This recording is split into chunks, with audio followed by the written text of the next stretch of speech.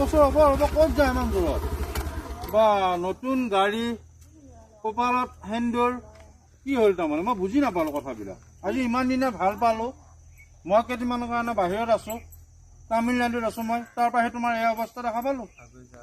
কি হ'ল এতিয়া? মই কিয়া ক'ত যোৱা, ক'ৰ পৰা আহিলি? ঘৰৰ মানুহে দৰা চাই বিয়া দিছে, মই এতিয়া কি কৰিবা? কিয়া মোৰ ইমান দিনে টকা পইচাগিলা খাই শেষ কৰিলি তুমি? মই গাড়ী দিছোঁ, মোবাইল দিছোঁ, এইগিলা কাপোৰ দিছোঁ, কাৰ এইগিলা চব দেখোন মোৰে থাকোঁ। মই দেখোন ফোন কৰিয়ে আছিলোঁ, আপুনিহে উঠাৱা নাই। এইটো বহুত বেয়া কথা নহয় এইবিলাক। তাৰমানে এতিয়া এনেকৈ এৰি থৈ গেলি?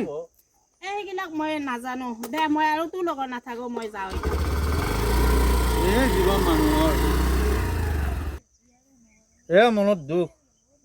বাহিৰত গ'লো কৰ্ম সংস্থাপনৰ কাৰণে, টকা অলপ ঘটি আনিম বুলি, টকা পইচা নোহোৱা হ'লতো, সেইটো কাৰণে চবেই এৰি থৈ গুচি গ'ল। টকা পইচাৰ থাকিলে আজি তাইতো মোক মনত দুখ দি আঘাত কৰি থৈ এৰি যাব নোৱাৰিলা হয়। যদি মোৰ টকাই থাকিল হয় আজি মোৰ টকা নাই কাৰণে মোৰ আজি এয়া হাল গতি। টকা থাকিলে বুঢ়াই ফুল কোমলীয়ে জীয়া পায়। হেত